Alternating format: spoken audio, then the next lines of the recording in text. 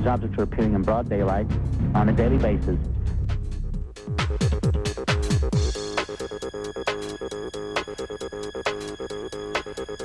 I've seen too much from the secret government.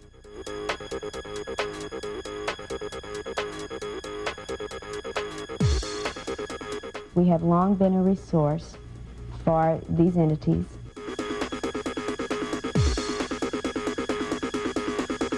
We are a resource for their benefit.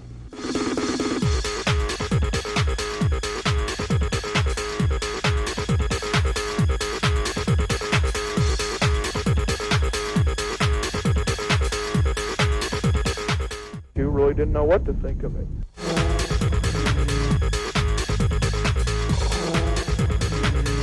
We're not exactly totally and completely sure of what is going on with this phenomenon.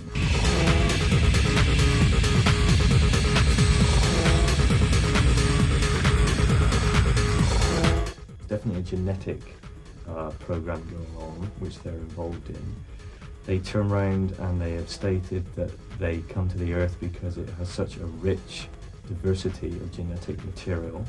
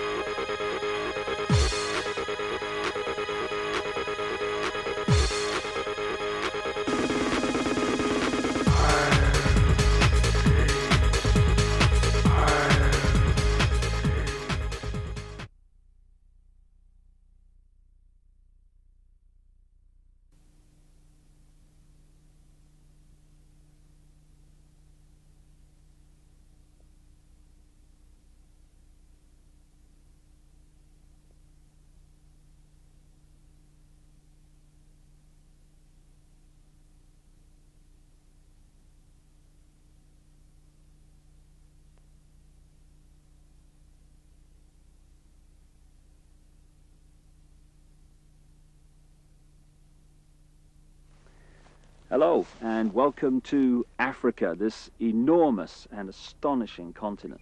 South Africa, to be more precise, just a short drive outside Johannesburg. And I'm here to talk to a remarkable man, Credo Mutwa. When I first came to South Africa about 18 months ago, within 2 or 3 days, I was introduced to Credo Mutwa. I'd never heard of him at the time, but from the moment I met him, I didn't stop listening and he didn't stop talking for at least 5 hours. And within the first few minutes I realized I wasn't just in the presence here of a man of great knowledge, and he's certainly that. I was in the presence of a genius, a unique human being. And Credo Mutwa is without doubt the most incredible man it has been my honor to meet. Credo is what some people around the world call a shaman, and some deeply, deeply ignorant people call a witch doctor. And to give him his official title, he's a Sanusi in the Zulu nation. Sanusi is the carrier, the keeper of the ancient knowledge of so much, including the ancient knowledge of history of Africa, where all this came from, where the people came from, what the truth of history is, instead of the largely nonsensical version of history that we get through the universities and the schools from very, very well-educated professors who know. There are only 2 Sanusis left in South Africa. Credo is one. And that's terrifying, because it means the true version of the history of this continent is dying. It's being lost to this official nonsense that we're told is history, but is absolute garbage. History has been rewritten, and the people who can put that history together again are going out of this world as they age and are not replaced. So you're about to have, as I have, the enormous privilege of hearing this man talk and seeing his knowledge preserved for as long as the electronic medium exists. He is the official storyteller and keeper of the history, the knowledge of the Zulu people. But you know, knowledge is a very dangerous thing when you're trying to hold people down into a mind prison. You're trying to manipulate them. You're trying to control them. And so people like Credo Mutwa, who have the knowledge to rewrite history and therefore rewrite the present, they are very dangerous people to those that wish to control and suppress. This man has had endless threats to his life, endless attempts on his life, right up to the last few days.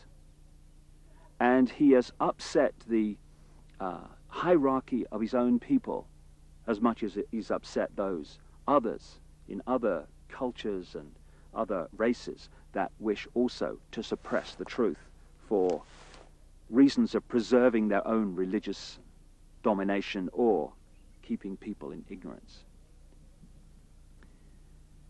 And so I've come here to talk to Credo at length about many things.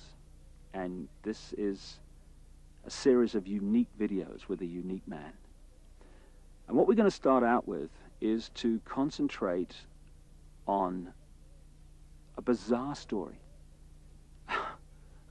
An off-the-wall story, you would think, but one which he is confirming at every turn from his own background, his own unique knowledge of this continent. Over the last few years, as I've been trying to uncover how the world's controlled by a few people, which it is, and who those people are, it has emerged from my research that, bizarre as it may seem, a reptilian race from another world, interbred with humanity in the far ancient world, creating hybrid crossbreed bloodlines. You see references to these in the Old Testament and into endless of the ancient texts. In the Old Testament, he talks about the sons of God, which in the original is sons of the gods, plural, interbreeding with the daughters of men to create the hybrid race, the Nephilim. These gods were the literal gods of the ancient people, and they used to sacrifice people literally to the gods.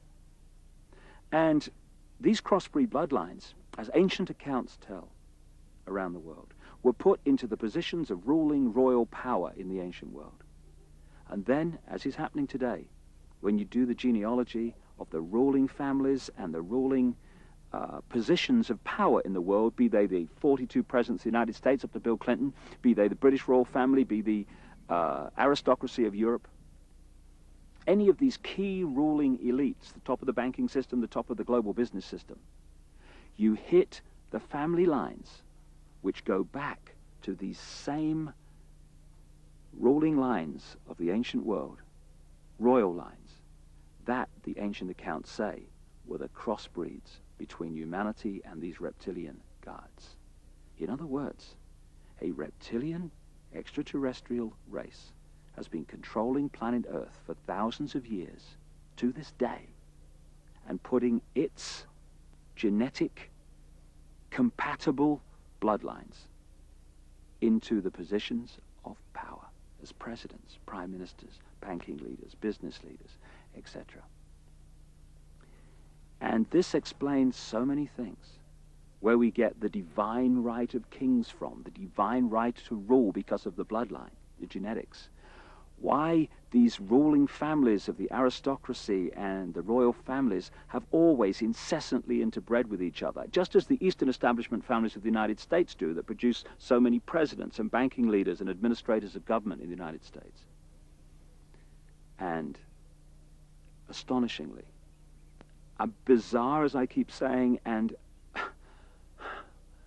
seemingly ridiculous as this story may be from our conditioned perspective of life and reality, when I started talking to Credo Mutwa from his African experience and knowledge of the most staggering depths and variety, he tells exactly the same story that I have uncovered around the world, exactly in great detail. And if Africa and the world is ever going to be free, and we are, then they have to listen to this man. And they have to listen now. I started out by talking to Credo about the origin of the knowledge that he is about to share with us for the first time in so many cases. Because this is the knowledge that only initiates normally get. But as Credo says, the world needs to know this. And so, this is a unique video. And this is a unique man. And like I say, I asked him first about the origin of the knowledge that he's about to pass on. When the white man started destroying our religion, when he started demonizing our gods, when he started ridiculing what we believed in and actually using educated Africans to destroy that ancient African religion, in many parts of Africa, say, our ancient religion went underground. And there were, call them secret societies, all over South Africa and Central Africa and East Africa and West Africa, where this knowledge was stored and kept by aging guardians, many of whom did not know that in other parts of the land there were other guardians who were doing exactly as they were doing. Now, when I first became a Sangoma, I was already, say, a person of education. I had entered school as a child of 14 years. And when I became a Sangoma, I was a youth of 16 years. And what my aunt and my grandfather, as well as my maternal grandmother, taught me, shook me to the core of my soul. I found that the mission schools had been teaching me lies about my people all along. Missionaries had told us as children that the only light came to Africa with white people, that before the white man came, we black people had no idea about God. We had no belief in a life after death, and that our people were just a race of savages who used to lie around in the sun, womanize, fight, and drink beer every day. I was suddenly awakened to the fact that Africans had in fact been far greater intellectually than the missionaries were willing to give them credit for. That, like the white man, we had astrology, astronomy, we had surgery. In fact, I found that Zulu surgeons in the early years of the 19th century and the 18th century and even beyond could perform operations which white surgeons were not capable of operating. And the more I learned about my people, the more I wanted to learn. And when my initiation under my aunt Mina and my grandfather Zigo had ended, I wanted to know more and more and more. And sometimes I had to pay a ghastly price in order to gain this knowledge. In one place, here in the northwestern Transvaal, my teachers found that I was really uncircumcised. And they told me bluntly that if I wanted to be a member of this secret society, I had to undergo circumcision. And I did, and it was screamingly painful, I assure you, because it was done with a clasp knife, which somebody must have blunted a little bit, just to make sure that I got the message. Well, I had the same done, but I was asleep at the time, so we have that in common. And say, in some places in Southern Africa, if you wanted to learn the secrets of a certain secret society, you had to do dreadful things which I cannot repeat here. And at one time, in Barotseland, in the west of what is today Zambia,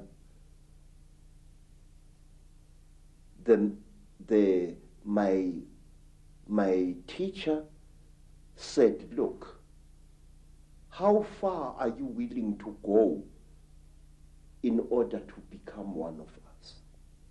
I said, I am willing to go anywhere. He looked at me and he said, listen, educated man, we are tired of people like you. White men come amongst us to milk our minds and then to kill us. We want to be sure that we can trust you. And wait, sir. I said, great one, I am willing to do anything. He said, are you? I said, yes. And then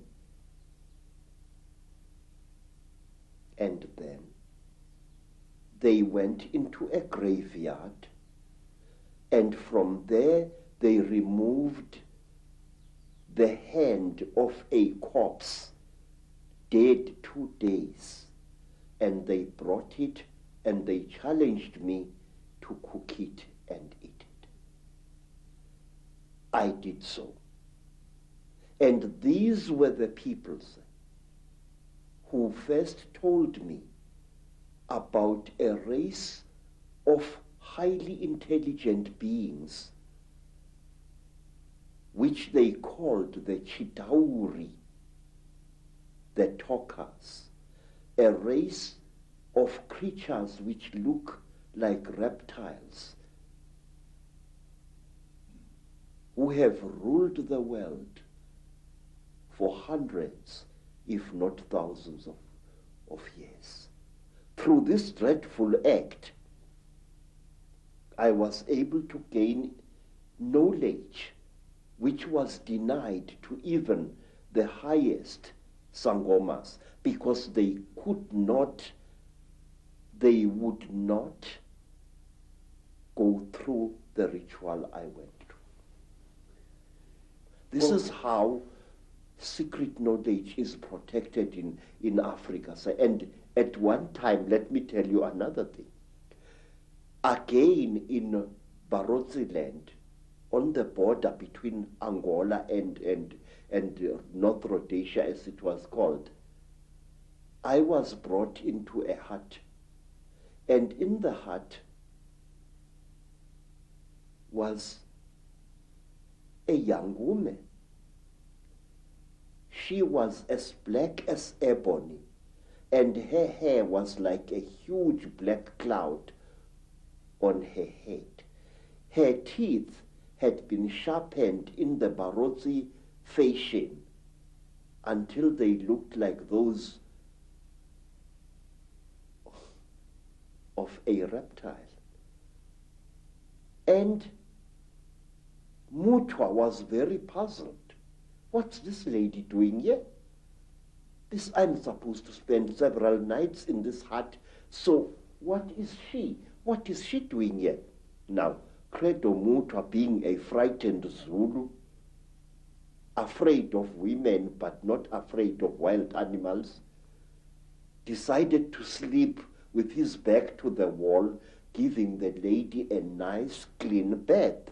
And on the following day, Credo Mutwa was fined 15 pounds by the local chief because I had refused a sacred gift.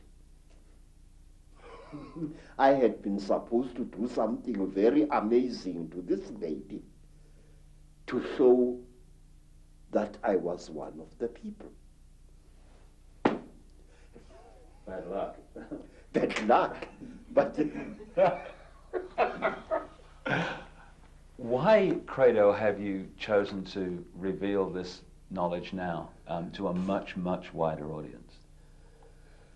Mr. David, please, Africa is dying. Africa, is being murdered. And we are sitting like bloody fools. And we don't realize what's being done to our people. I have proof that can stand in any true court of law that the disease called AIDS is a man-made disease. And this disease is going to kill 3/4 of South Africa's black people within the next 10 years. There are wars in Africa which make no sense to me as a black man. Please, when people fight a war, Mr. David, why do they fight? People fight in order to get rid of something that is giving them pain. Whether that something is a tribal chief or a corrupt modern government. They want to fight to remove this burden or to be destroyed by it. That is the idea behind a rebellion. But in Africa we find wars where a group of rebels challenges a government and tries to fight against it. And then these wars end in the total destruction of the particular country, where neither the rebels nor the government wins anymore. And why? Because you find this force of rebels facing the government, and all of a sudden the rebel army splits into little factions which start fighting each other and not the real enemy, and soon it becomes a situation where everybody is fighting everybody else and the whole thing is getting nowhere. I say that these wars which are destroying Africa this way are orchestrated by forces from outside Africa. Our people need development. Our people need peace in Africa. We are basically a peaceful people. We are not warlike. Don't let historians tell you a lot of rubbish. Africa is not perceived by the people outside her as she really is. One, my people are Zulus, a tribe famous for warrior exploits for many, many years now. But wait, do you know, sir, that Zulu people actually hated war and didn't love it as historians would have you believe? We Zulu people call war impi, I-M-P-I, and we call evil imbi or ububi.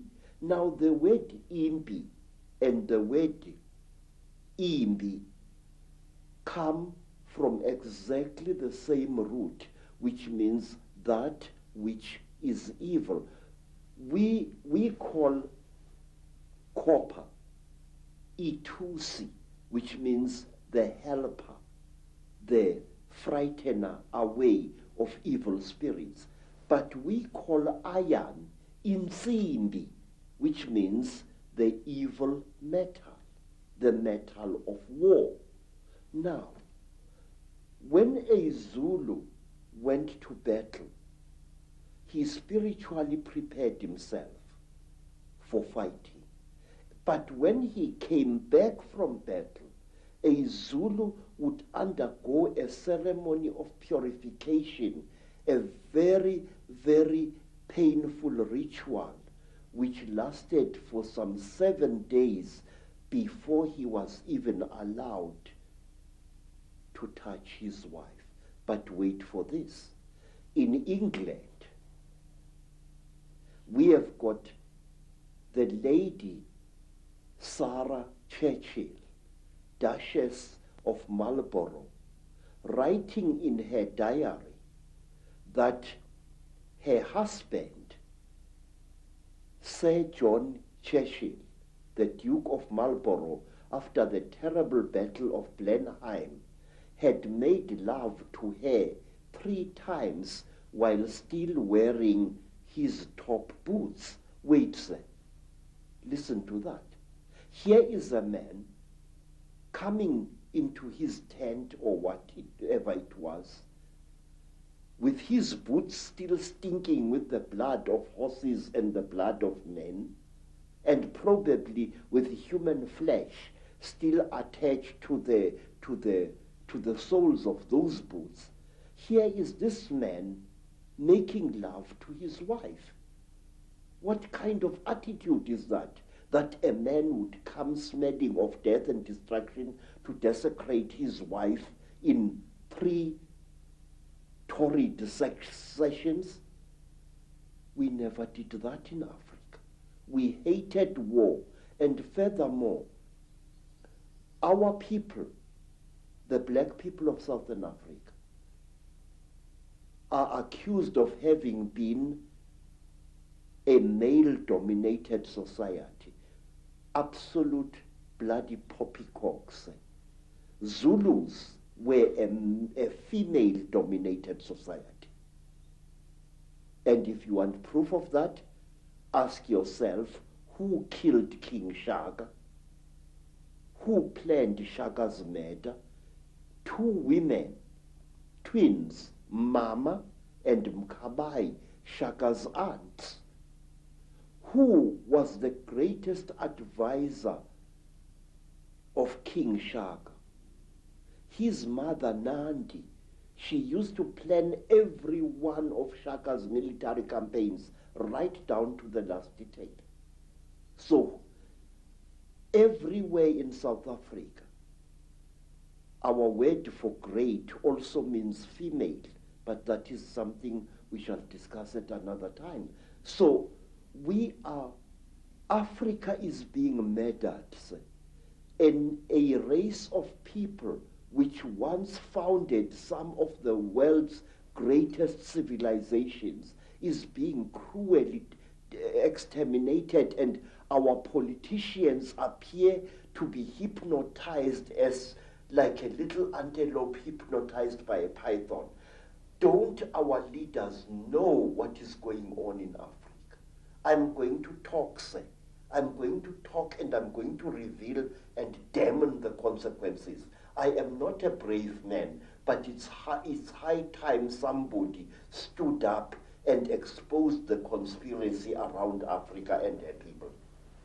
So let's start looking then at the force that is the common theme through all this history to the present day that's been manipulating these highly malevolent, highly destructive situations.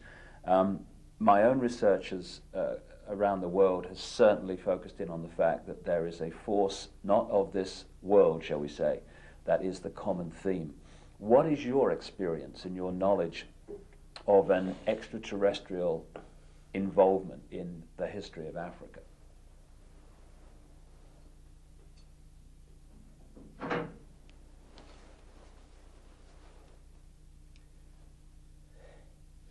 One of the most secret stories that was revealed to me, sir, is about these beings.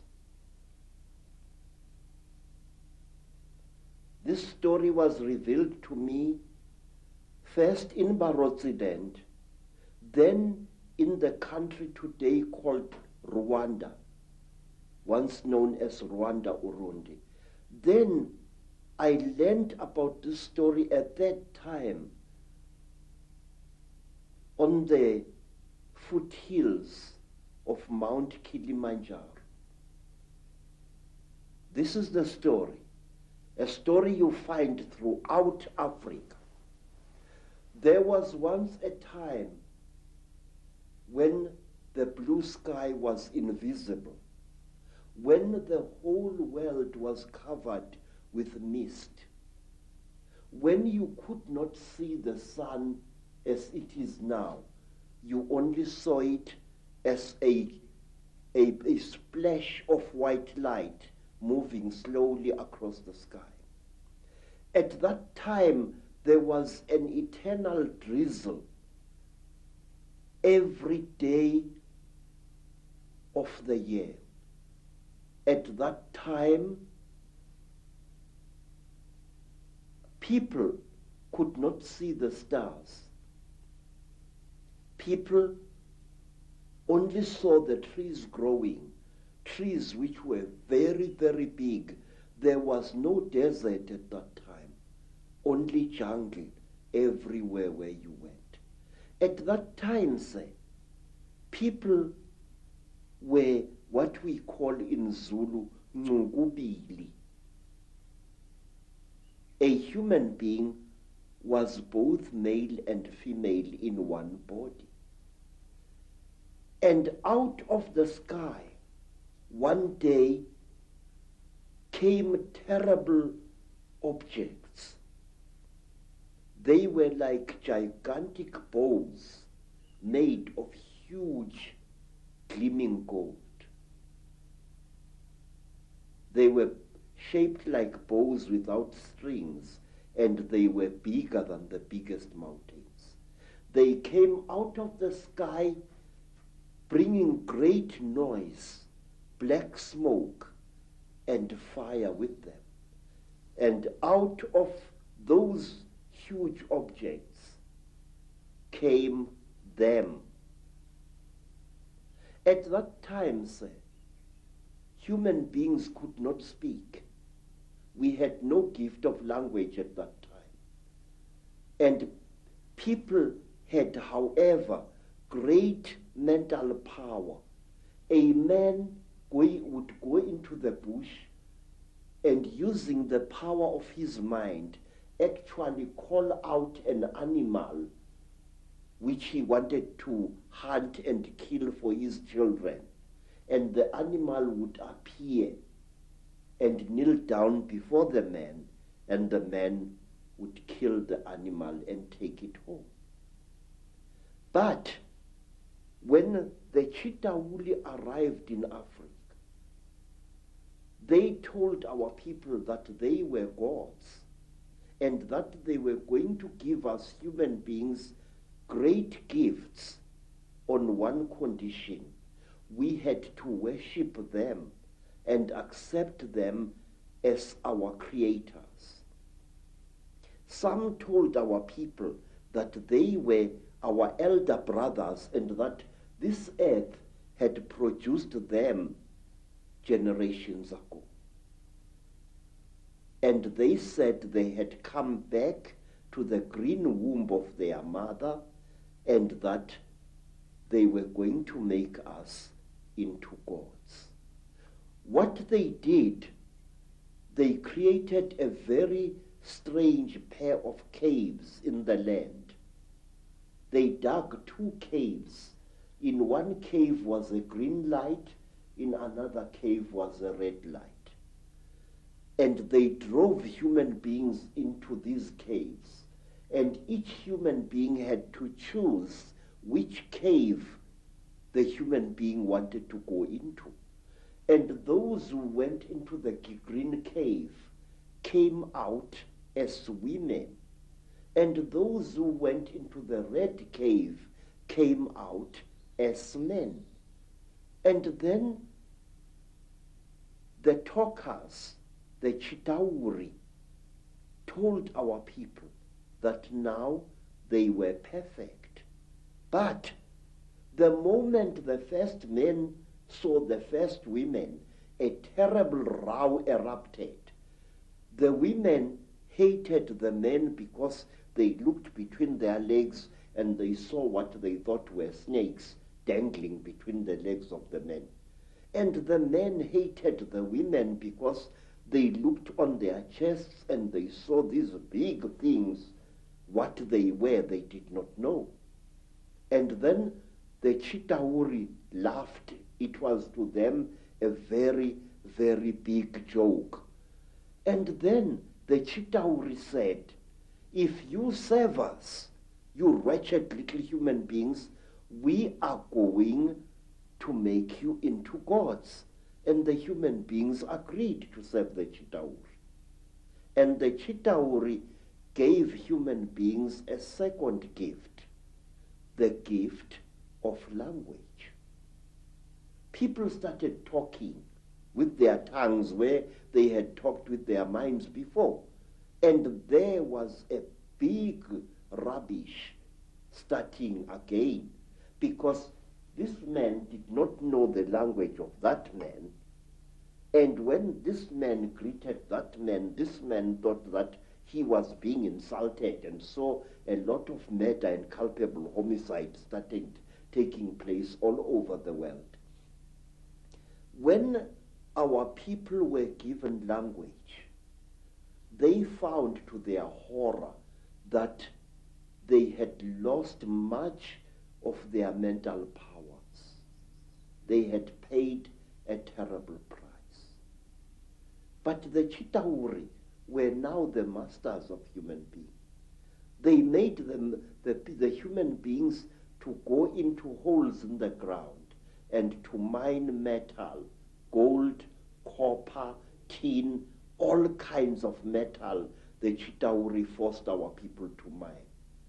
And the people were very unhappy because they couldn't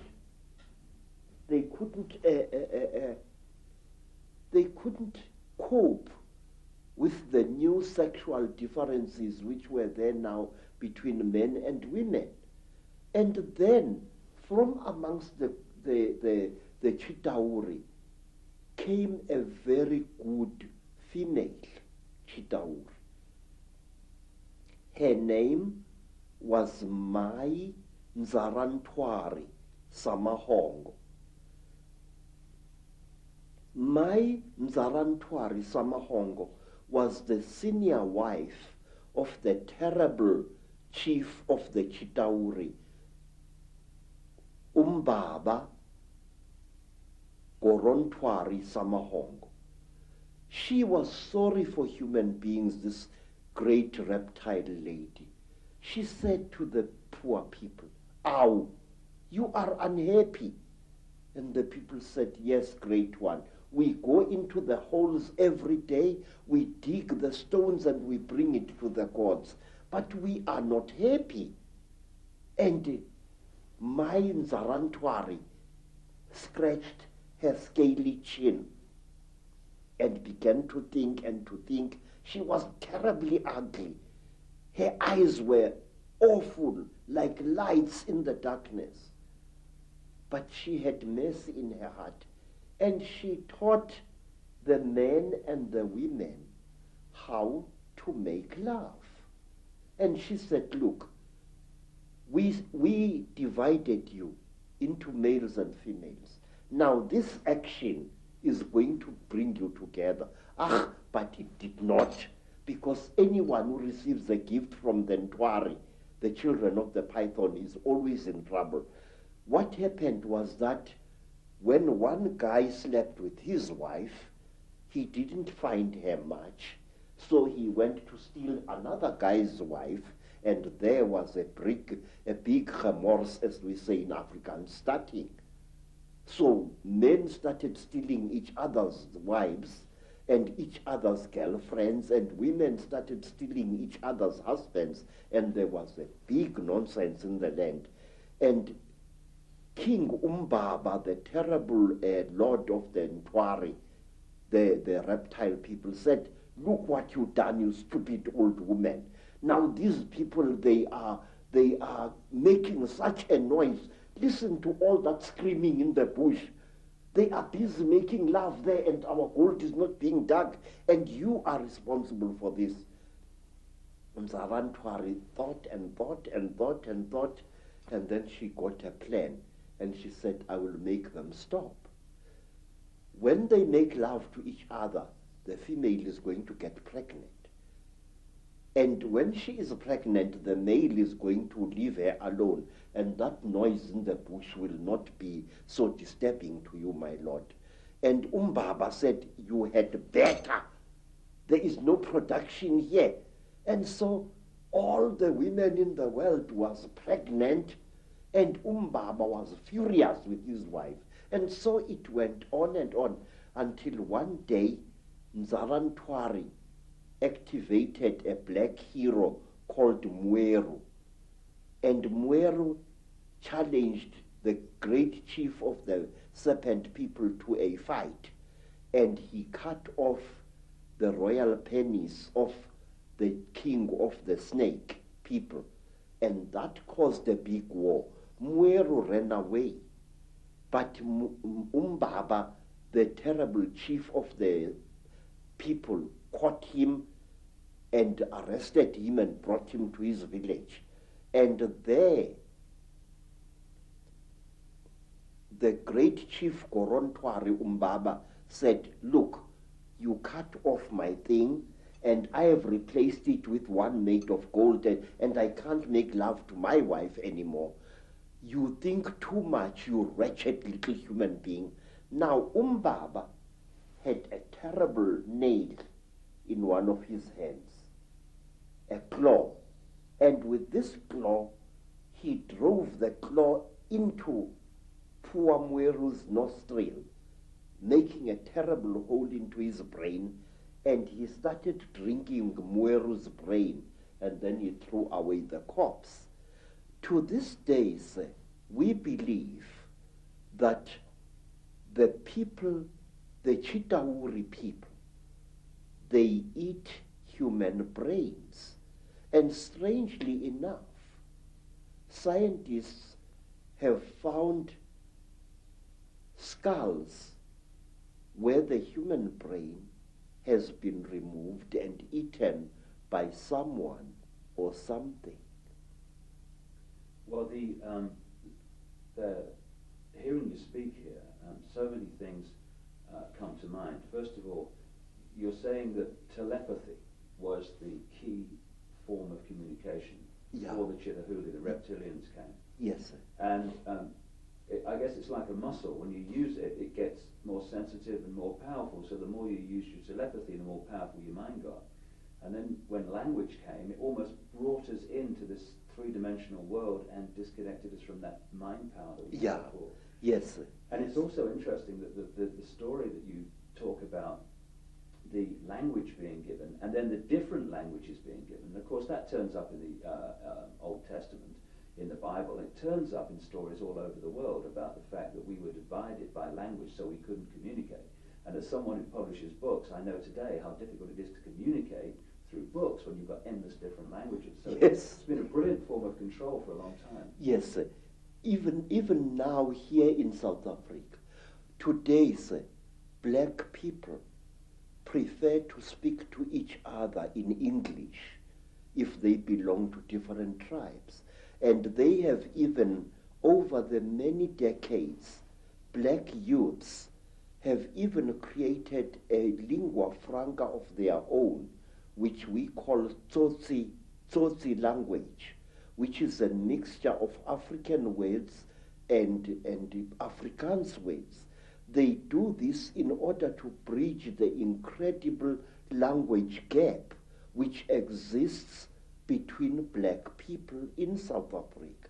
Let me show you an amusing thing, how different languages are. The language of the Xhosa people of the Eastern Cape is very similar to Zulu, but certain important words in the Zulu language, good words, are viewed as obscenities by the Xhosa people.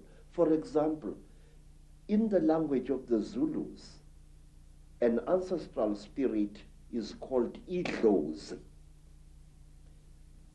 But if you use that word to a Xhosa, he says you are using a dirty word, because to them, Idlozi means sexual desire. And in the language of the Zulus, mili meal, maize meal, is known as impuphu. But in the language of the Bapedis, maize meal is called bupi, and if a Zulu uses the word impuphu in front of a Bapedi woman, she feels that he has insulted her, because in the Bapedi language, impuphu means a woman's sexual organ. And in the language of the Mashonas, in the language of the Zulus, a mother is called mama. If I say my mother, I say mama wami. But in the language of the Mashonas, the people of Eastern Zimbabwe, the word mama means to sit down and have a crepe. So one day when I said to my Mashona hosts, ngikhumbule umama, which in Zulu is, I remember my mother, I'm missing my mother, the Mashona gentleman immediately took me and directed me to his pit latrine at the back of his house. Because in the Mashona way, mother is mai, not mama. So you see this terrible difficulty, this subtle problem of language is a very big obstacle to communication in Africa. So we designed languages. There's another language called Fanagalo, which is a lingua franca consisting of African words as well as nonsense words and Zulu words, which was used a lot in the mines in the 1930s, 40s, and 50s. So to bridge this great language gap, we have created artificial languages in Africa, but today English is the preferred language of communication. Some say we should learn French, also another language of communication in Africa. Some of the problems of language can be funny, but it is the same situation, the divide and rule, that is actually, in other expressions, created this tremendous turmoil in Africa and other places in the world. Yes. And we're looking, from my research, and staggeringly hearing you talk, you're saying exactly the same as I've come across. It's incredible confirmation that a reptilian race from another world has been behind the manipulation of humanity for a very, very long time. Now, what do these Chitahuli actually look like, the reptiles?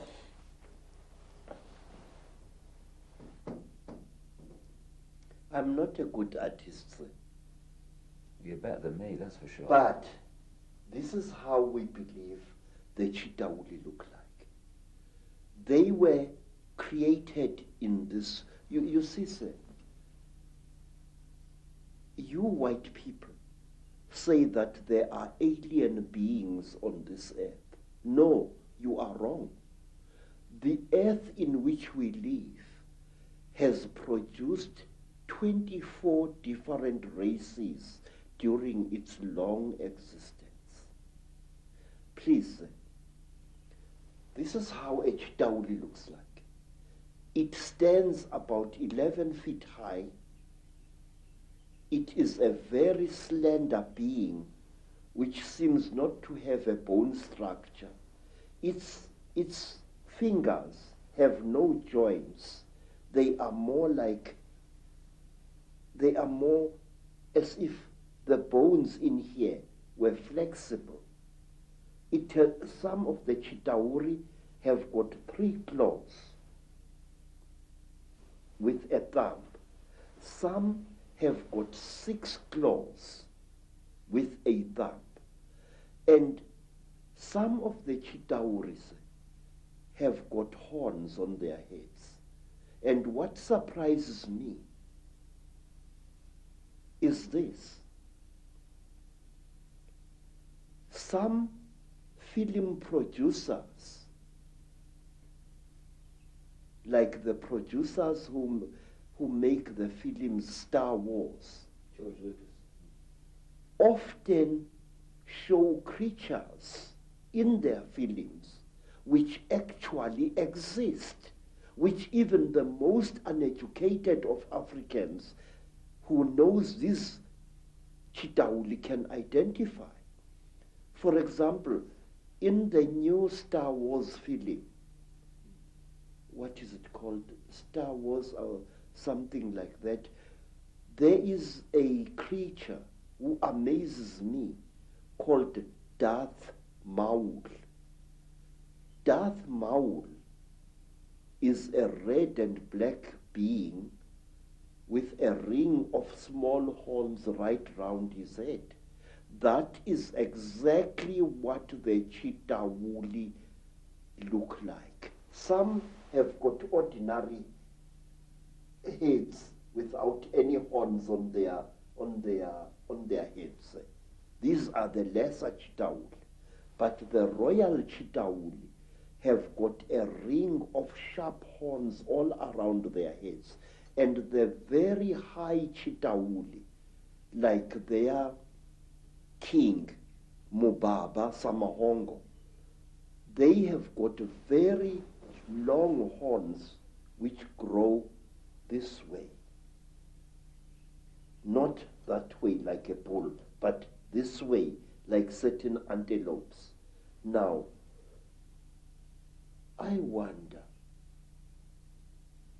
just wonder where these film producers get their information from. And in one strange film, which my student called me to come and watch, the thing called Stargate 2.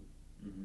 And in that film, there was a creature, a very slimy, cream-colored creature with heavy wrinkles on its face.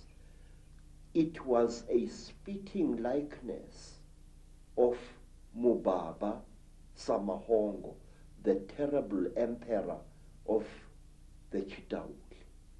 Well, clearly there's a tremendous amount of knowledge of what's been going on and what is going on, which comes out symbolically through films and areas of communication like Hollywood.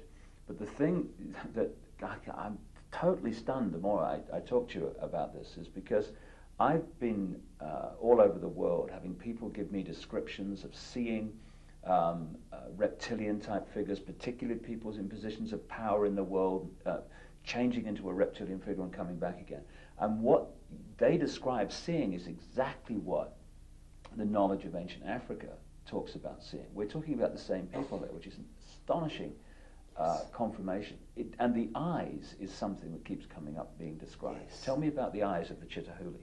Say, a warrior Chitauri has got eyes like a snake. These eyes are yellowish with split pupils and they glow in darkness. So if a Chitauri, a warrior Chitauri, one of the lesser classes, is hiding in a cave, you can see its eyes burning. But a royal Chitauri has got 3 eyes. It's got the yellow eyes, which glow in a strange, almost ice-like way, like jewels, like certain types of yellow jewel. And then they have got an eye in the center of their foreheads. an eye which doesn't close up down like a normal eye does, but which closes from side to side and which opens this way. Now this eye of the Chitauri is the eye that kills, because it can knock a man down just by the fire, the glare that comes out of it. Is this where the constant recurring theme of the evil eye comes from? Yes, sir. Yes, sir. In fact, Mubaba, the emperor of the Chitauri, who is said to be still alive today, Mubaba has got a central eye. His other two eyes were stitched shut by a jealous wife.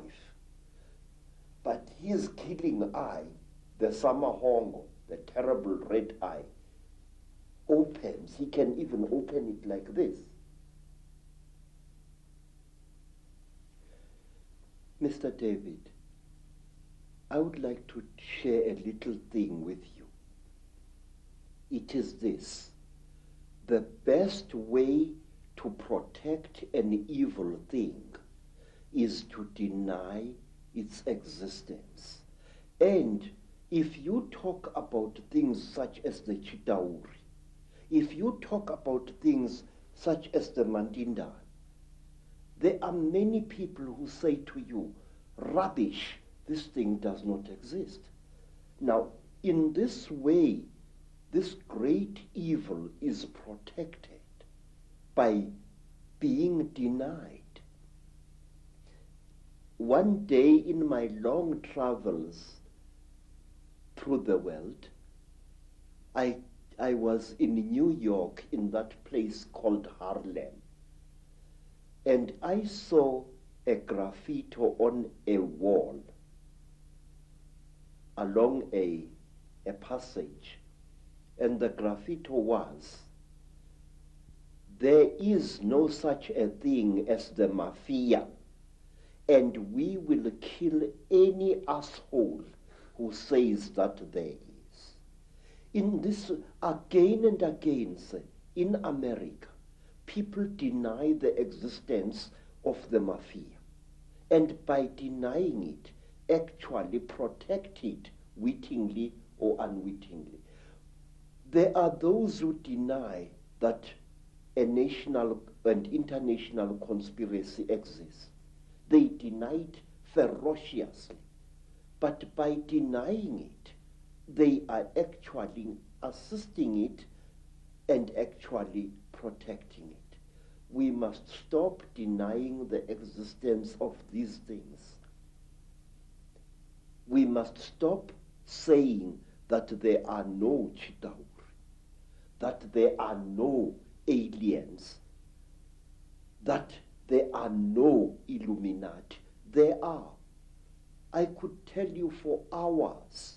For example, do you know what we Zulu people call a person, a very, very clever person, a very, very wise person, a person who has received light from God? We call him umkhanyiselwa. In other words, the illuminated one.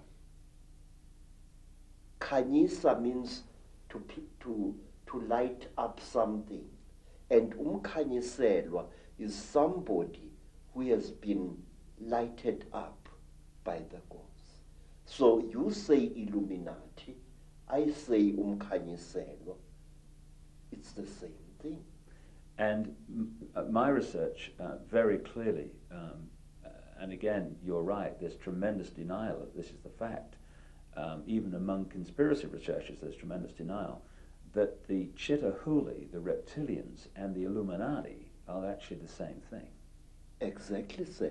Because amongst my people, we say that when two Chitauri are challenging each other for power, and they must fight a duel with their terrible eyes, they start glowing like fishes deep in the sea. And the faster they glow, the angrier they are said to be. Now that is why there are certain parts of Africa where people are advised not to walk at night, because that is where the Chitauri often fight.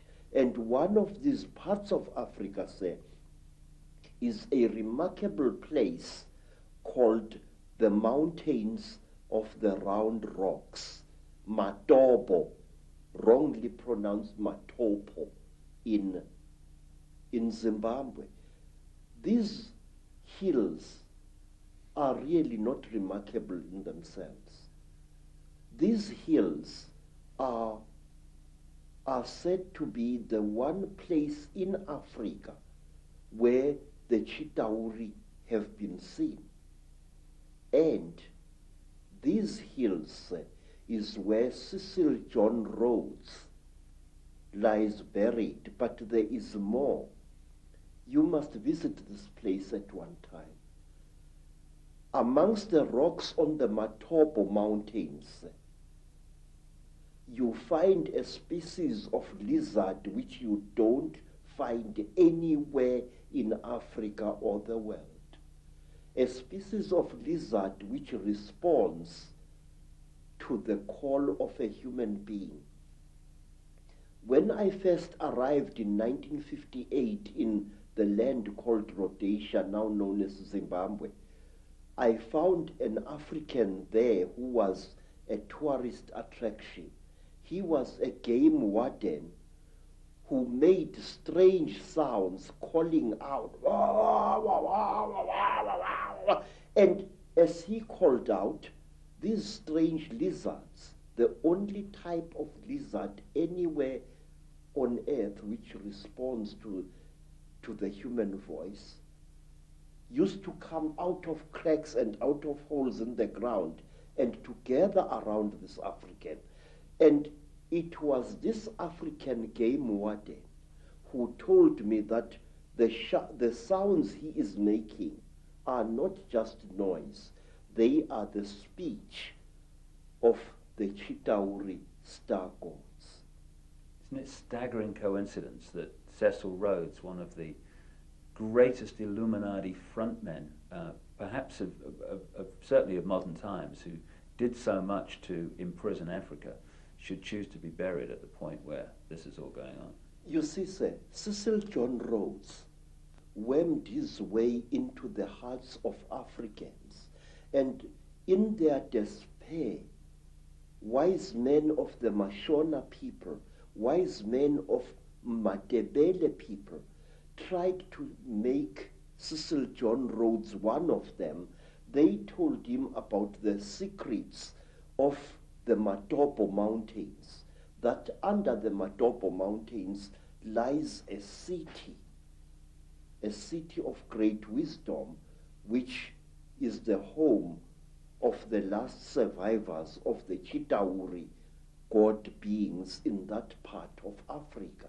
And if you go to the Matopo Mountains and you carry a 4-pound hammer and you strike certain parts of that landscape with that hammer, it gives out a hollow sound which shows you that there are caverns deep underground there. There are two sets of mountains.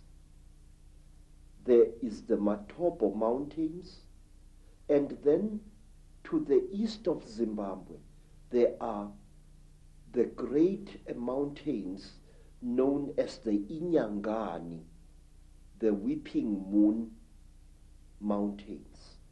There, even now, people disappear without trace. Sometimes a person would disappear for several days and reappear a few days later, not knowing where he had been or where she had been. And white people have disappeared there. Black people in their thousands have disappeared there. It was there that I also went missing for 4 days in 1959 in one of the most traumatic experiences of my life. What happened? Well, it's a long story, sir. My teacher, Elizabeth Moyo, had sent me to get a special herb which grows only on the foothills of those mountains. It was just an ordinary day like any other, just beautiful day like this one outside here. And I love the African wilderness. I'm at home in the bush, especially in the days when I was still in good health. I love the animals. I love their smell, and I love the smell of the vegetation. And I was looking for this herb when all of a sudden a bright blue mist fell all around me. It took me some time to react to this strange thing. It was a hot day, and all of a sudden the temperature around me dropped. It was as if I was on the slope of a very cold mountain, but it was a warm day. And then the next moment, I was in what appeared to be a metal-lined tunnel, a caving tunnel, and I was lying on what looked like a workbench, a very large workbench of some kind. You know, an iron table which an engineer or somebody working with metal would use for welding and cutting metal upon. But this workbench was very brightly polished. And there I was lying there with my trousers missing and only my khaki shirt, when I saw again through what appeared to be like blue mist a number of moving objects, which at first I thought were dolls. And these objects were moving towards me. I noticed with mild surprise that they were very thin, short, human-like creatures with very, very large melon-shaped heads. The creatures had no noses, as human beings have. They had only small little holes on either side of where the nose would be, and their mouths were like knife cuts at the bottom of their faces. And these creatures were coming towards me. In color, they were gray like certain types of fish, and they wore silvery gray garments which reached up to their necks and up to their wrists. I couldn't see whether they were wearing boots or not at that time.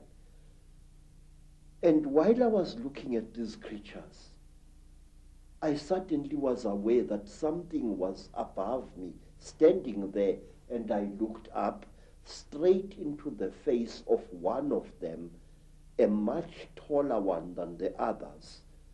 And this creature was wearing a garment like a tight-fitting overall without any buttons or anything, which reached up to its neck, but its wrists were bare. I noticed that the creatures had very long fingers. Its fingers had and each of its fingers had an extra joint, and it ended in a claw, a black claw like that of a chicken or a certain kind of bird, and that its thumb was not here, but here in the middle of the hand. And this thing was standing above my head and looking down at me, and I was looking at its eyes, which were very strange indeed. It was as if it was wearing plastic goggles over its eyes. I could see its eyes inside these tinted goggles, and it had holes on either side here, but it had no nose as I have. Its jaws were very small, and its mouth was a slit with tiny little scale-like things where its lips should be. And the creature carried a horrible smell on it. I can't describe that smell. It was a metallic, chemical smell which seemed to combine the smell you would smell when somebody is burning brass or copper and a very ugly chemical smell, these two smells combined. And this creature was looking down at me. I was frightened, but I could not move. And the next thing I knew was a terrible pain on my left thigh.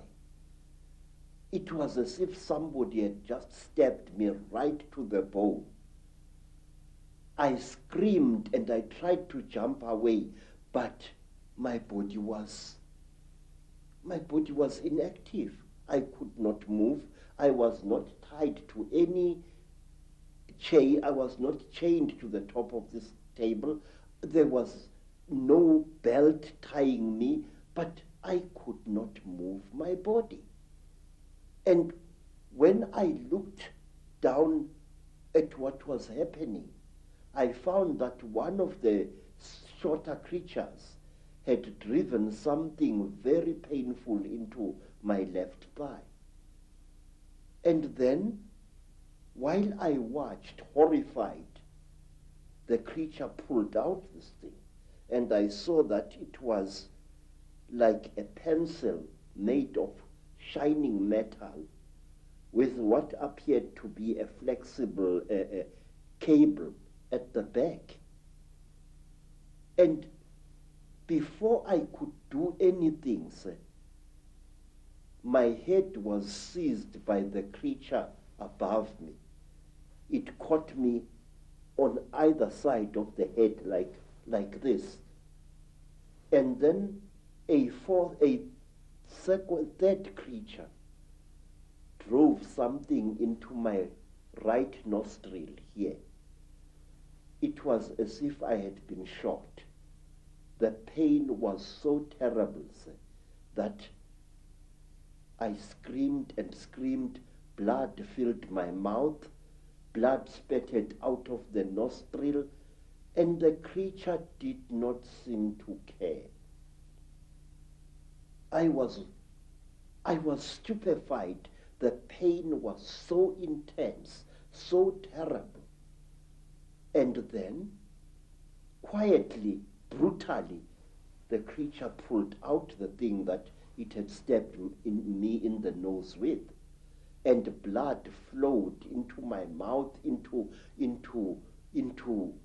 out of my nostril, and I was choking. And then the big creature coldly turned my head this way, so that blood came out of the mouth, and which gave me some kind of relief. And after what seemed like an eternity of pain, the creature brought something out of somewhere, which looked like an old-fashioned tea strainer in appearance, and it put this thing close to my nose. And then I seemed to drift away, and the pain subsided. You know, sir, it was torture so intense that even now I can't describe it. And then something else happened. A fourth creature started rummaging between my legs, and it pulled out my organ of manhood and stuck something into that. It was very strange, but I wasn't feeling any pain now. But I could feel the flexible cable moving inside me, right into my body. And then I can't describe it. It was as if my seed was being sucked out by this small, bright, flexible cable. And then the creature just pulled it out. I screamed and I cried and I screamed, but I could not move. And then something happened which to this day still amazes me. After the creature had pulled out the flexible cable from my organ, the creature just stood there looking at my organ. And I was so terrified that I urinated and accidentally urinated against the chest of the creature. It jumped away as if I had shot it, and it stumbled backwards. But its face didn't show any expression. Its mouth didn't even open, but the way the creature reacted, trembling all over, it was as if I had really hit it, but it was wearing this kind of garment. And after that, I was left alone, except for the big creature, which stood to my right side this time, with its arms folded, looking down at me. And then, while I was looking at this creature, trying to appeal to it, no pain anymore, no pain, please, I was pleading. Pictures suddenly flooded my mind. Pictures of buildings sunk in a red lake of water. Buildings rotting away. Buildings that appeared as if they had been bombed. And cities sunk in terrible mud. Trees sticking out like rotten ghosts, trees without leaves, without branches, sticking out of the mud as if they had been poisoned. I saw visions of this. And then, through an entrance which I had not seen before, came a strange and terrible being.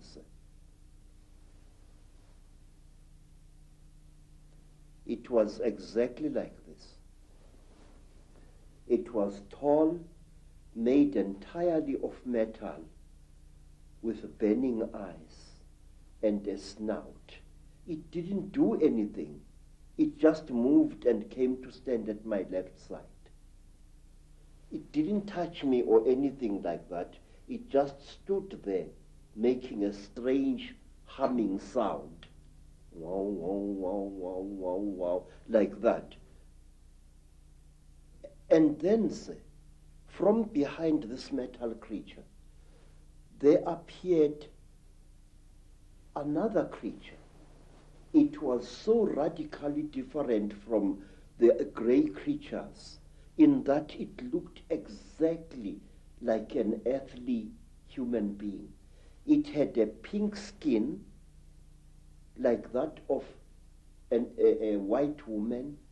It had golden hair, and its ears were definitely pointed like those of an animal. Its eyes were slightly slanting. They were pale, pale blue, and never once did they blink.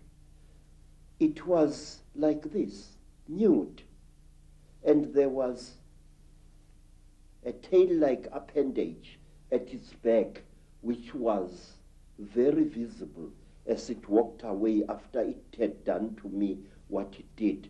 What this thing did, it climbed over me and made love to me. And I noticed that unlike normal women, its breasts were set too high in its chest, and they were very, very hard in appearance. And that here, the pubic hair as well as the hair in the armpits was a fiery red, as if it had been dyed. And this thing didn't even blink. Its eyes were just like this, looking at you as if there was no liquid in the eyes, just an unblinking, terrible stare. And it was a small creature, about the size of a 16-year-old girl, but it was very, very heavy as it sat on top of me. And there was no emotion in that whole nonsense. There was no, I just... And then the creatures took me out of that room after the metal creature and this pink creature had gone. This creature took me out of that room, assisted by another one, and they pushed me along a corridor which curved slowly in that direction, towards my right. And there I was shown many things which even today I don't understand. I was shown little versions of this creature swimming in huge cylinders made out of what looked like glass, in a pinkish liquid, like ugly little frogs inside the liquid. They looked like aborted human fetuses. They were very, very terrible and disgusting. And then we came to another room, and there I saw a number of people undergoing the same torture that I had undergone. One particular person whom I passed very close to was a white man, definitely a European, with a yellowish beard and moustache and long, straggly blood-crusted hair. This man looked into my eyes and I looked into his eyes, and we were so close we were as I went past him. Then, to cut a long story short, I found myself in the bush again. But I was wearing only my shirt. My boots were gone, and so was my trousers. So I took off my shirt and wore it around my waist as a loincloth. And I started traveling, not knowing really in which direction I was going. Then I came to a track, and I walked along that, and some time later I saw people coming towards me. It was a group of young men and young women, Mashona people, and they were going to a trading store I later learned. I asked them where Elizabeth Moyo's homestead was, and they directed me to it, but they kept a safe distance away from me. And later I learned why. I was carrying a horrible non-human smell upon me. When at long last I came to Mrs. Moyo's village, all the dogs in that place went hysterical. They came at me in a pack, wanting to tear me to pieces, and only the villagers managed to save my life there. Mrs. Moyo asked me where I had been, and I said I did not know. And then she said, I know you had been taken by the little ones. I said, yes. I cannot understand. She said, you must not try to understand. You were chosen by the gods as a living sacrifice. So don't even try to talk about this. But how could I not talk about it? I wanted to understand what had been done to me, by whom and why. even now, sir, I still want to understand what it was all about. And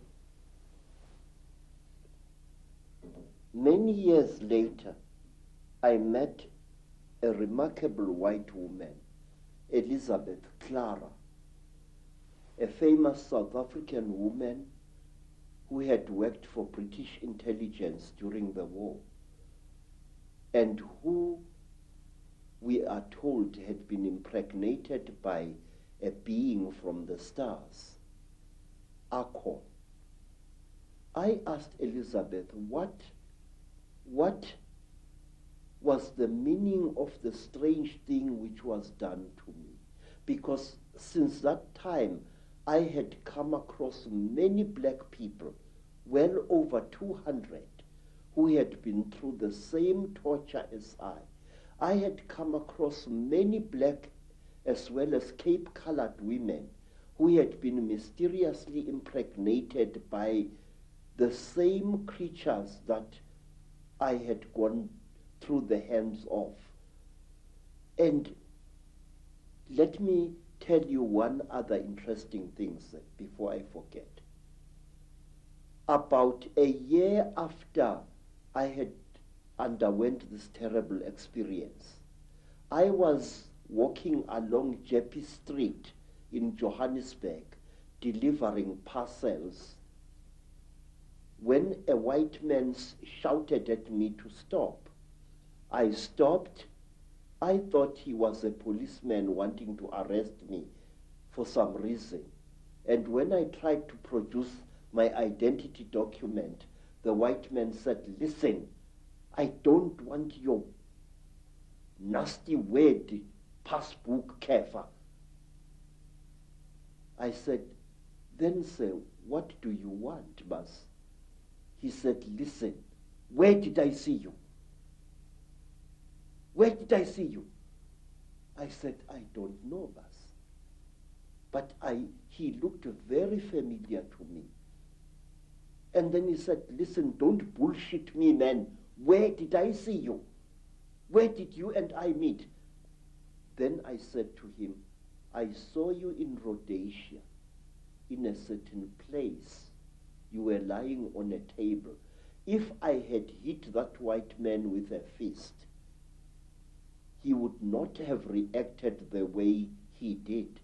He went pale, almost dirty gray in appearance, and he turned away with a terrible, dirty word, and he walked away. His eyes were filled not with anger, sir, but with pure, naked terror." Astonishing story. Yes, sir. But there is more, sir.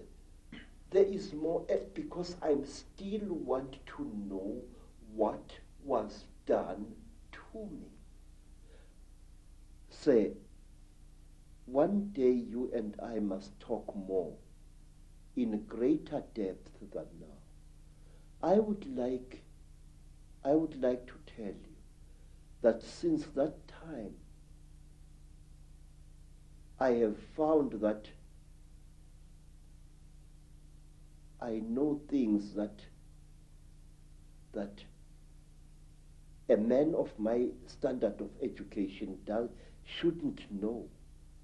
These hands, and those who know me can confirm this, these hands not only have made these sculptures using ancient African metal casting secrets. These hands, believe it or not, can make guns and working jet engines. And one day I wish you to come back to South Africa and I will show you one of these things. I know things which I shouldn't know, and it started at that time. Now, you see, sir, I want to know, what am I? Since that terrible time, my life as a man was really messed up. And one day let me tell you, sir, Since that time, I have become a very confused creature.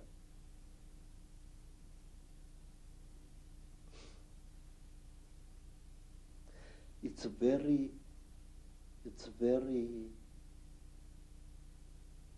embarrassing, really. But since that terrible day, I became bisexual, which to me as an African is very, very disgusting. Since that time, my mind doesn't seem to be my own.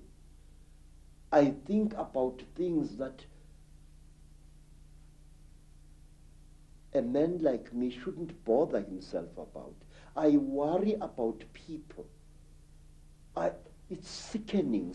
I have ruined my life because of worrying about people.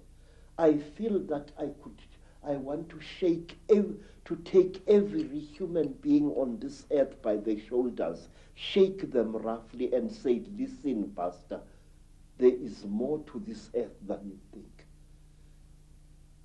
Say, I have seen the cheetah. I have smelt them. I have had personal experience of these. And there are people who claim that these creatures are gods. There are people who claim that these creatures are experimenting on us. That is a lot of rubbish. These creatures are harvesting us. These creatures are not aliens, Mr. Icke. These creatures are sexually compatible with our women. And what does that tell you? It tells you that they came from here. They are part of us. And this makes them all the more dangerous. They know us very, very, very well. They know the great weaknesses of our minds, just as they know the great strengths of our minds. They operate in what I call the gray area of human existence, that side of our lives which we don't want to acknowledge the existence of. They create, African tradition says that the Chitauli, where they engaged God himself in a terrible war, and God defeated them, the real God, Nkulunkulu, the creator. God defeated them, and he closed their mouths so that they are unable to talk or to eat food anymore. But we are told, say, that the Chitauli fatten on the energy that we human beings give them. They make us to fight each other. And when the whole land is drowning in death and fear and terror, when hundreds and hundreds of people are angry and afraid, the Chitauli get fat because they eat that what we call the dark power, which is brought about when human beings destroy the planet on which they live. They feed off human emotion. Yes, sir. Very, very intense human emotion. We are told, for example, that if you see a Chitauri walking through the bush or just standing there and looking at you, and you are accompanied by your wife or your girlfriend, you must immediately make love to that girlfriend and release as much emotion as possible, and the Chitauri will be pleased and will walk away from you and not harm you. And another thing, sir, we are told that the Chitauri eat energy which is generated when hundreds of human minds or one human mind starts thinking at certain levels. We are told that the Chitauri want us to think at certain levels. Certain wavelengths. Yes, sir. And they reward us with long life. May I ask you, sir, have you ever thought as a thinking person, why is it that in the great universities of this world you find professors who think at certain levels and who live unnaturally long lives? Albert Einstein, Raymond Dart, Robert Broom, all these professors live a long, long time. And my Aunt Mine, the last Sanusi in South Africa other than myself, is as active as a young girl, and yet she's close to her 99th year of life. My stepmother, Rose, she has lost nearly all her children, and she is still alive. Extreme longevity is the reward with which the Chitauri reward you if you think at certain wavelengths.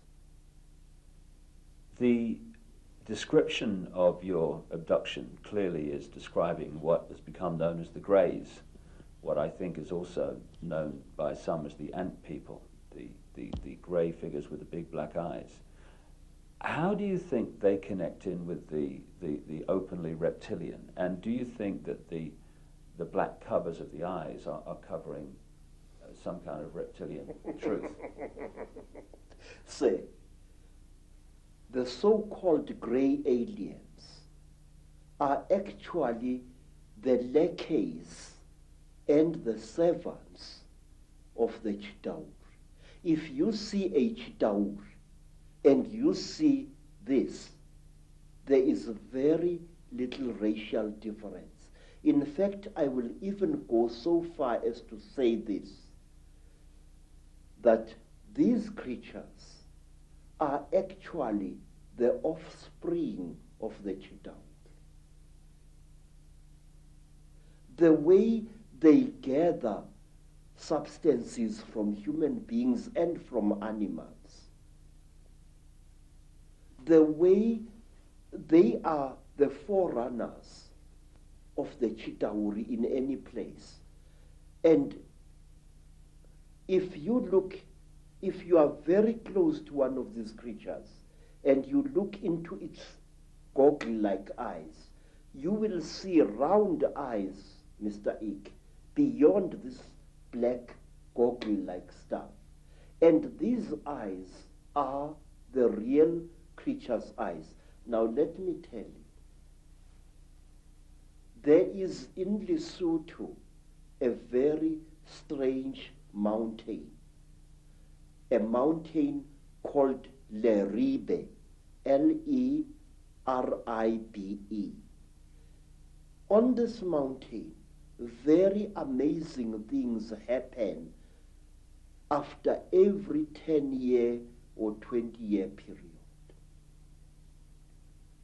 Now, not so long ago, an African farmer found an object near that mountain, an object which had crashed. And he was driving his tractor and he saw this strange object lying in the ground with tiny little bolts of lightning racing all around its edge. And the African walked up to the object, and when he wanted to touch it, a strange power struck him and sent him sprawling on his back to the ground. The African got up, got onto his tractor, and got out of there. What the African had seen had been a crashed UFO, a flying saucer. He described it very amazingly. And he said that after a few days, there appeared what he said was a huge removal van, very big, accompanied by soldiers wearing black uniforms, goggles and berets. And these soldiers lifted the object into the van, and the van drove away. But when people came to the site, they saw that something had fallen there, but they saw no heavy tire tracks of the vehicle that the man had described. Something had crashed there, had been removed, but there were no wheel marks of the heavy vehicle he had described. Now, let me tell you something else.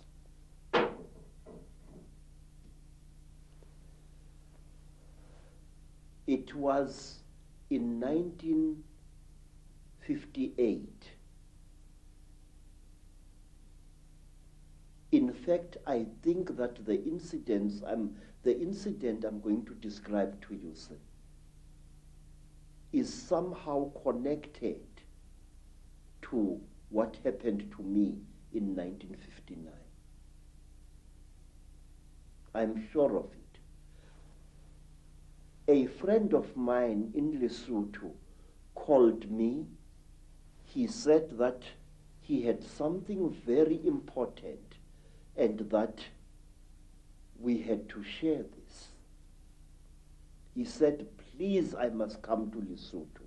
I must come. And I went there. And then I found that he had dug a hole at the back of his hut. And he asked me that he and I and his second wife should go into this hole on the night to come and there to share something very, very holy.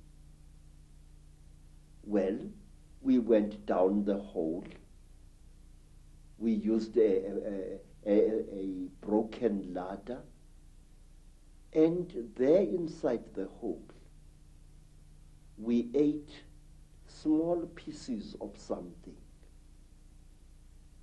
He told me to chew these things very thoroughly, as they were quite hard. I still had teeth in my face at that time. And I chewed and I chewed and I chewed and I chewed. But I noticed that what I was chewing was some kind of dry substance, and that it had the same taste that you would feel in your mouth if you sucked a copper penny. It had that coppery taste, like as if you were sucking an old copper coin. And then we left the hole and we went into his house. And on the following day, we all became terribly ill, very, very ill. Our skins erupted into a rash. It was very, very painful. It was very, very itchy. We bathed with urine trying to take the itching away, but it failed. We bathed with sheep dip, and it failed. And in the end, I could no longer breathe at all. My tongue appeared to swell many times its size. And then I got so sick I could barely open my eyelids. The skin was itching like mad and I could barely breathe. And as the days went by, it was about a week, but it seemed like 100 years, slowly the rash subsided. And my skin began to peel, as did my friend's skin and the skin of his wife. We were very, very, very sick. And when I could speak, I asked him, what was the thing that you gave me to eat? This is the thing that has made us so sick. Why did you do this, my friend? He said, look, what we shared was something that can only be eaten while you are hiding in a hole. And that thing is the flesh of a god. I said, God? He said, yes. I said, but I am sick now. He said, wait, you'll recover. You either die within 2 days or you recover. Now we are going to recover because we are still alive after 2 days. Mr. Icke, I can't describe to you what happened next. I wish you to imagine, sir, you are sick, weak, and feverish. Suddenly, you get stuck, staring, raving, laughing mad. We started laughing. Ha ha ha ha ha ha ha. It was utterly incredible. What had made us what had caused the laughter we did not know, but we laughed for hours, all 3 of us. And then, when our jaws couldn't laugh anymore, a new thing happened. My friend's eldest daughter gave us all water. And when I drank that water, my sense of taste was so heightened that I was utterly shaken. Ordinary water from a mountain spring tasted like, I don't know like what, like wine, like something out of I don't know where. My taste buds must have been souped up somehow. And then another feeling, which I cannot describe, fell over all of us. It was a feeling as if we were one with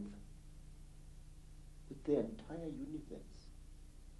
When I looked at a tree outside my friend's homestead, it was as if that tree was a multicolored living rainbow. When I looked at the mountain far away, my sense of sight was so intense that I could see colors beyond colors. I can't give you any other description. And then say, afterwards, I was very weak, but with a monstrous appetite. And then I left my friend's homestead and returned to South Africa. Every step of the way, I seemed like a person reborn. It was a feeling that no words can describe. And when I asked my friend by letter afterwards, what was this God flesh? He said it had been the flesh of a puana. What we call the grave. Yes, sir. People who say that these things don't exist had better think again. They are tangible, They are smellable, and furthermore, they are edible if you are willing to take the risk. In Africa, we have an ancient custom whose existence many people deny today, that anything that claims to be a god should be eaten.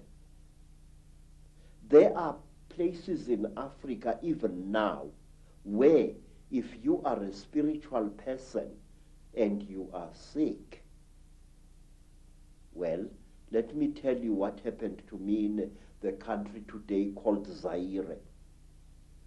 I got sick. I was undergoing yet another of my 7 initiations, and I fell sick from very bad running stomach. And I was so sick, everything that my friends, white friends and black friends could do failed to help me. And then, one night, some of my teachers came to me and requested that since I was going to die, would I please allow them the honor of eating me after death? Now, sir, it's a very good thing to be invited to a dinner, but not when you happen to be part of the menu. And I recovered so quickly that I escaped from that area in one of their ramshackle buses, and I never went back. Thank you very much. Fear can be a wonderful medicine sometimes, and it was with me. Do you think, Credo, that those senses that you experience, that really heightened sense of everything, of oneness, of whatever, are the very senses that the Chittahuli have manipulated out of us? I do, sir. I do very much. They were senses like no human being possesses. May I add, no human being possesses anymore. It was as if at one time, say, a voice was speaking in my head, a very amazing voice. And after that, my powers of prophecy were intensified. This is what I think. We human beings are holier and more wonderful than we think we are. And I feel we lost something at some time in the course of our development, or shall I say, in the course of our manipulation. Credo, this is fascinating information, which I'm sure many people in the UFO research community will be very, very interested in. That is that these grey extraterrestrials, or grey figures, whatever they are, don't actually really look like that. They're almost in disguise. Yes, sir, they are. And I will tell you why. Grey aliens have died in various parts of Africa. They have been killed, and they are very, very quick to recover the bodies of their friends which have fallen out of their crashed spacecraft. But sometimes African sangomas steal these bodies before they can be recovered. And believe me, sir, I have heard and I have seen that butchering a corpse of one of these creatures is extremely hard work. What you think is the skin of the creature is actually a tight-fitting costume that the creature is wearing. Under this grey costume, the creature, say, is pinkish white, like a freshly skinned animal, and its eyes are round with split pupils. These are goggles which the creature is wearing.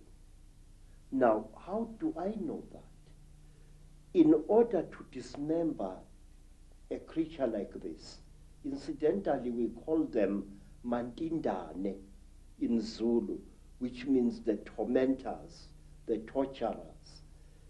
In order to dismember a creature like this, you need a brand new axe from the trading store, a heavy axe sharpened to a razor's edge in order to cut through the creature's skin.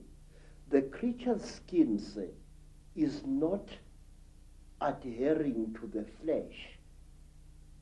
You know, my skin is clinging to my flesh, yes, but the creature, there is a gap between the creature's flesh and its supposed skin. This is a material and not a skin. So the creature is actually wearing two garments. It's wearing a completely skin-tight garment which covers its entire body, and it is wearing an overall along these lines. Very often there are no gloves, and here, to cut up a mantindane, you need very, very sharp iron. And you have got to be a strong person even to reach its flesh. But once you have cut through the cover, the close-fitting covering, you can just open the whole thing and see the dead creature's flesh underneath it. Is it reptilian? Yes, it is. I will tell you how the creature looks like without its gray skin. It is like certain types of tropical fish. It's like the belly of that type of fish that is fried in South Africa to make fish and chips. That gray fish, that long gray fish. The texture of its real skin is like that, but the blood vessels are very close to the surface. In fact, not so long ago, Mr. Icke, right here in South Africa, several hundred school children, some black, some colored, were terrorized by a creature they called Pinky Pinky, a creature which looked as if it had been skinned alive. That was a mantindane without its skin or costume. It's interesting when you're talking about the black eyes of these greys being a cover for something, and then you have the stories of the men in black who seem to interact not very positively, to say the least, with people involved in UFO and UFO investigation and stuff. And these men in black have these black goggle-like sunglasses, which are almost a mirror of the same. Exactly, sir. But let me tell you that over the last 100 years or so, the men in black have become westernized, in Africa at least. In old Africa, if you killed a mantindane, one of these, you were visited by terrible beings who wore long black robes made of animal skin and deep hoods over their heads. And these creatures used to wear white masks with very, very terrible looking black eyes painted on them. They were called Izilo Zengubo, the beasts of the blanket. And may I tell you that these terrible beings, our African version of the men in black, used to play an important part in the choosing of certain kings in South Africa. That is one of the stories that I wish to tell you in greater detail one day. Whenever you have harmed a mantindane, you received a visit from men in black, and One of my uncles was a night watchman just after the Second World War. And he saw what he thought was a burglar breaking into a factory which stored surplus army property. And he threw his knobgiri at this figure and hit it very hard.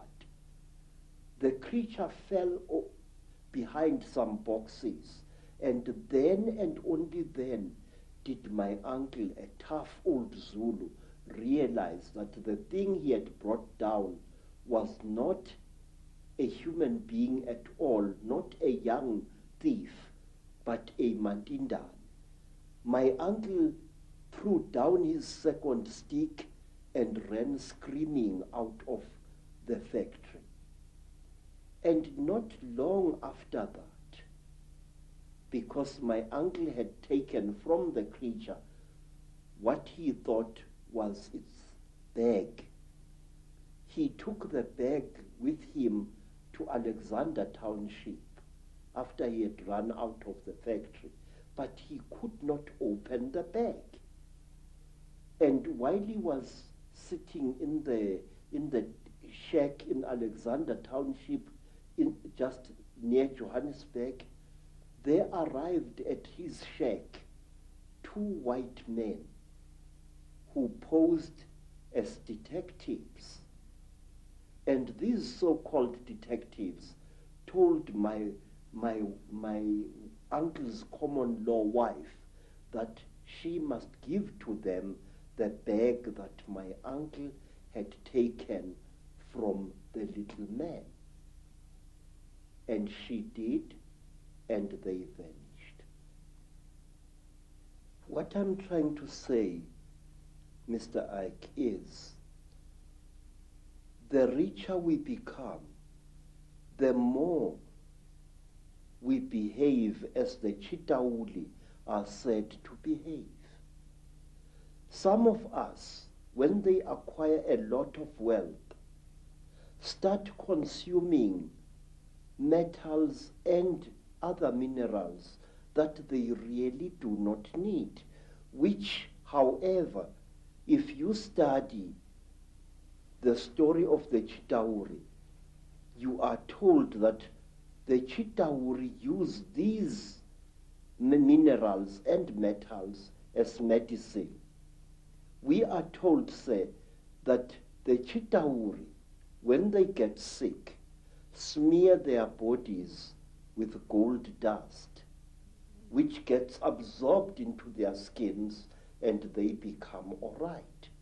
May I point out, it was once the custom of the Munumutapa kings of Zimbabwe, the men who built the Zimbabwe ruins, that on certain rising of the day star, the priest king would be smeared from head to foot with gold dust, and sometimes he was ritually sacrificed on the top of the wall of the Zimbabwe fortress.